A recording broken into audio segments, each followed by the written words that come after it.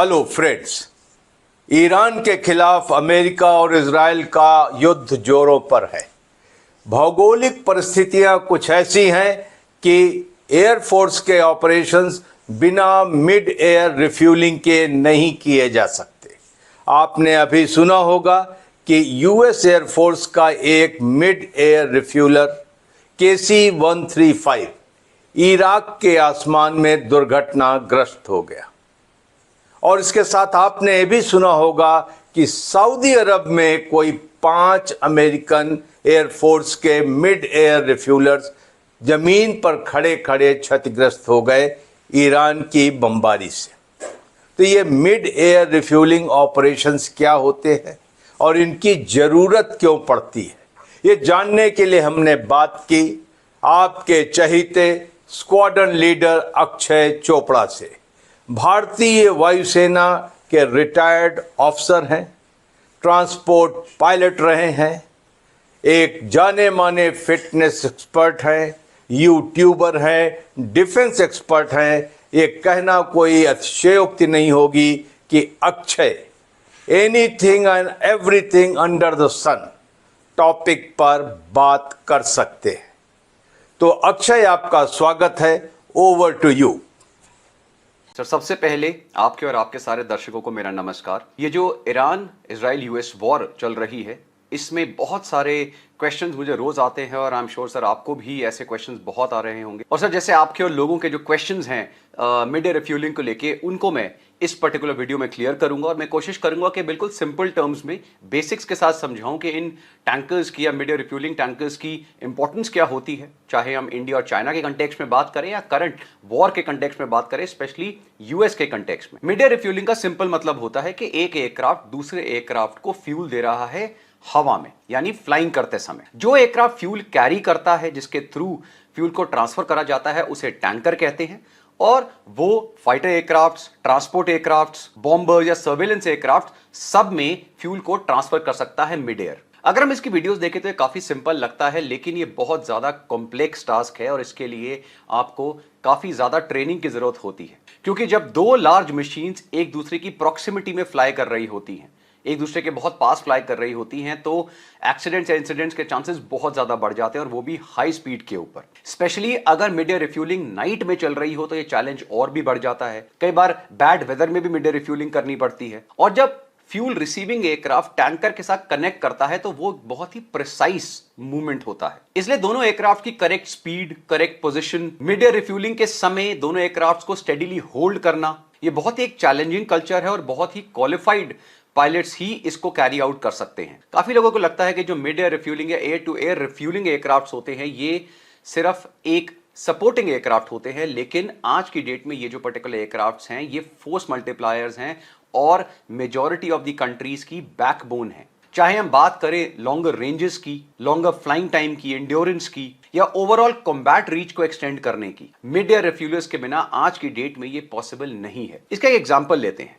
दो ये बहुत ज्यादा वेरी करेगा कि एक पर्टिकुलर एयरक्राफ्ट कहां से टेक ऑफ करा है और जो उसकी डेस्टिनेशन है उसके बीच में डिस्टेंस क्या है। तो अगर हम यूएस और ईरान का एग्जांपल लें तो अप्रॉक्सीमेट हम अगर 1200 नॉटिकल माइल का भी डिस्टेंस कंसिडर करते हैं, तो एक average fighter for example F-35 को यूएस से गल्फ रीजन तक पहुंचने में ही कम से कम 4 से 6 रिफ्यूलिंग चाहिए होंगी। और ये और भी ज्यादा वेरी करेगा कि वो जो एयरक्राफ्ट है वो कितना लोडेड है, कितने वेपन्स कैरी कर रहा है, कहां से टेक ऑफ कर रहा है, कहां पे लैंड कर रहा है, बहुत सारी वेरिएशंस आ जाती हैं। एक फाइटर एयरक्राफ्ट रिफ्यूल करने के बाद ज्यादा डिस्टेंस तक फ्लाई कर सकता है, उसका कॉम्बैट रेडियस इंक्रीज हो जाता है, ज्यादा लंबे समय तक पेट्रोलिंग कर सकता है, दूसरे एयरक्राफ्ट्स को एस्कॉर्ट कर सकता है और डीपर स्ट्राइक कर सकता है। In simple terms mid air refuelling local power को लॉन्ग रेंज पावर में कन्वर्ट कर देता है। अगर हम इंडिया का एग्जांपल लें तो इंडिया जो है वो IL-78 mid air refuelling tankers को यूज करता है। मेजर डिप्लॉयमेंट मिशंस और इंटरनेशनल एक्सरसाइजेज में रिपीटेडली हमने IL-78 का प्रैक्टिकल यूज करा है। फॉर एग्जांपल जो एक्सरसाइज डेजर्ट फ्लैग 6 हुई थी 2021 में, उसमें जो हमारे फाइटर एयरक्राफ्ट हैं सुखोई 30s, उन्होंने डायरेक्टली इंडिया से फ्लाई किया था जो एक्सरसाइज एरिया है वहां तक कंटिन्यूअस मिड एयर रिफ्यूलिंग का यूज करते हुए। इसी तरह जो एक्सरसाइज रेड फ्लैग 2024 में हुई थी अलास्का में, वहां पर रफाल्स को रिफ्यूल करा था IL-78 टैंकर्स ने। और अभी रिसेंटली 2018 में जो तेजस मार्क 1 है, उसे भी IL-78 से रिफ्यूल किया गया था। सिमिलरली चाइना जो है वो अपने Y-20 जो एयरक्राफ्ट है उसको यूज करती है मिड एयर रिफ्यूलिंग के लिए। अब जब हम बात करते हैं जो current US Iran Israel war चल रही है, तो इसमें मिड एयर रिफ्यूलिंग इस पूरे ऑपरेशन की बैकबोन है। इसका सिंपल रीजन है ज्योग्राफी। ईरान एरिया वाइज एक बहुत बड़ा नेशन है और मैक्सिमम टारगेट्स जो यूएस या इजराइल ने डेजिग्नेट करे हैं वो ईरान के अंदर हैं और डिफरेंट एरियाज में लोकेटेड हैं, वो कोस्ट के आसपास नहीं होते। अगर कोई भी aircraft eastern Mediterranean, Israel, gulf या एयरक्राफ्ट करियर से भी लॉन्च होता है तो उनको काफी लंबा डिस्टेंस कवर करना पड़ेगा ईरान के अंदर जाने के लिए, और हर एक जो माइल वो कवर कर रहे हैं उसमें फ्यूल यूज होता है और बहुत लार्ज अमाउंट में यूज होता है। हर एक मिनट जो एयरक्राफ्ट एयर में लॉइटर कर रहा है या स्ट्राइक के लिए वेट कर रहा है या एयर डिफेंस को डॉज कर रहा है, उन सब में फ्यूल खर्च होता है। और अगर हवा में मिड एयर रिफ्यूलिंग टैंकर्स हैं तो यही जो कॉम्बैट रेडियस है, जो उनका एंड्योरेंस है, वो बहुत बढ़ जाता है। अब क्वेश्चन आता है कि कौन कौन से मिड एयर रिफ्यूलिंग टैंकर्स इस पर्टिकुलर वॉर में यूज हो रहे हैं। सबसे पहले हम बात करते हैं यूएस की। यूएस की मिड एयर रिफ्यूलिंग टैंकर्स की जो फ्लीट है उसका बैकबोन है KC-135 Stratotanker, and according to reports around 400 to 415 KC-135 tankers US के पास हैं। ये जो पर्टिकुलर एयरक्राफ्ट है ये around 2 lakh pound of fuel carry कर सकता है, जिसमें से अराउंड 1.5 लाख ट्रांसफरेबल है। ऑल्सो जो KC-135 टैंकर्स हैं इनके जनरली एक से ज्यादा रिफ्यूलिंग पॉइंट्स होते हैं, तो ये एक समय में 2 एयरक्राफ्ट को भी रिफ्यूल कर सकता है मिड एयर। KC-135 टैंकर जो है वो यूएस की नेवी, मरीन कोर्स, एयरफोर्स और उनके जो एलाइड फोर्सेज है इन सबको रिफ्यूल करने में हेल्प करता है। यूएस की टैंकर फ्लीट में जो लेटेस्ट एयरक्राफ्ट ऐड हुआ है वो है KC-46 अल्फा पेगासस। ऐसा माना जाता है कि अराउंड 180 KC-46 पेगासस की डिलीवरी जो है वो यूएस एयरफोर्स को होगी, लेकिन अभी अराउंड 100 जो है वो ऑपरेट करते हैं यूएस एयरफोर्स में। इसकी जो फ्यूल कैपेसिटी है वो अराउंड 2,13,000 पाउंड है और ये डिफरेंट तरह के जो रिफ्यूलिंग सिस्टम्स हैं उनको यूज करता है। तो कई एयरक्राफ्ट में जो है वो बूम सिस्टम होता है, कईयों में होस एंड ड्रोग सिस्टम होता है, लेकिन ये particular aircraft being the latest and one of the most advanced refuelling aircraft जो दुनिया में है, ये दोनों सिस्टम्स को यूज करता है। यानी वर्चुअली हर तरह का एयरक्राफ्ट जो है वो इससे रिफ्यूल किया जा सकता है। अगर हम बात करते हैं इजराइल की, तो वो बोइंग 707 टैंकर्स को ऑपरेट करता है जो काफी पुरानी फ्लीट है, और इजराइल ने भी KC-46 पेगासस का ऑर्डर दिया है जिसमें से 2 अभी तक रिपोर्टेडली उनको रिसीव हुए हैं। ऐसे एक्सपेक्टेड है कि अराउंड 8 KC-46 टैंकर्स इजराइल को मिलेंगे। अगर हम ईरान की बात करते हैं तो रिपोर्टेडली उनके पास इस समय कोई भी मिड एयर रिफ्यूलिंग टैंकर्स नहीं है और उनकी एयरफोर्स भी बहुत ही वीक और वर्चुअली नॉन एग्जिस्टेंट है अगर हम कंपेयर करें यूएस एयरफोर्स और इजरायली एयरफोर्स के सामने। और जिस तरह से वॉर जो है वो इंटेंसिफाई हो रही है, मिड एयर रिफ्यूलिंग टैंकर्स की डिमांड और ज्यादा बढ़ रही है। टैंकर्स के नंबर ऑपरेशंस में कितने मैटर करते हैं इसका एग्जांपल हम ले सकते हैं। जो यूएस ने रीसेंट B2 मिशंस फ्लाई करे थे ईरान के अगेंस्ट, जिसमें अप्रॉक्सिमेटली 125 एयरक्राफ्ट इन्वॉल्व थे, क्योंकि जब बॉम्बर्स जाते हैं तो एक पूरा स्ट्राइक पैकेज जाता है। उसमें रफली 36 आवर का एक स्ट्राइक साइकिल था जिसमें रिपोर्टेडली 50 to 52 टैंकर्स जो थे वो इन्वॉल्व थे।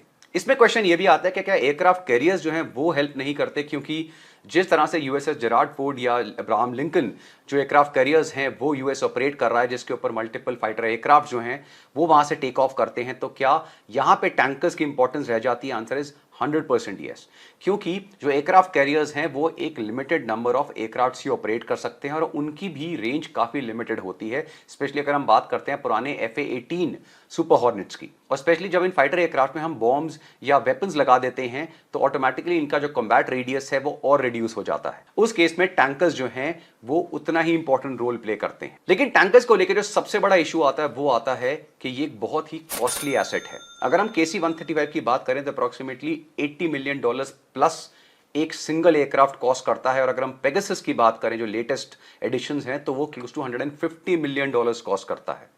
तो अगर एक वॉर सिनेरियो में एक टैंकर जो है वो डैमेज होता है तो किसी भी एयरफोर्स के लिए ये एक बहुत बड़ा नुकसान है। 12 मार्च 2026 जब यूएस का KC-135 mid air refuelling tanker crash हुआ वेस्टर्न इराक में, तो यही क्वेश्चन उठा कि क्या ये जो टैंकर्स हैं ये वल्नरेबल हैं? तो आंसर इज एब्सोल्युटली। लेकिन जब भी कोई टैंकर्स इस तरह फ्लाई करते हैं तो उनका डिस्टेंस जो है वो एनिमी की जो मिसाइल रेंजेस है उनसे काफी ज्यादा अलग होता है, अनटिल अनलेस कि वो किसी एयरफील्ड में पार्क्ड है और वहां पर अटैक होता है तो डिफरेंट क्वेश्चन है। लेकिन जनरली ये जो टैंकर्स हैं ये एक डिस्टेंस पर, सेफर डिस्टेंस पर ऑपरेट करते हैं और इनके अराउंड भी काफी सारे जो फाइटर्स होते हैं इनको प्रोटेक्ट करने के लिए होते हैं। अब यहाँ पे ईरान जो है वो क्लेम कर रहा है कि हमने इस टैंकर को हिट किया है। कुछ रिपोर्ट्स आ रही हैं कि ये फ्रेंडली फायर में हुआ है और कुछ लोग कह रहे हैं कि ये मिड एयर रिफ्यूलिंग करते समय ही एक्सीडेंट हुआ है।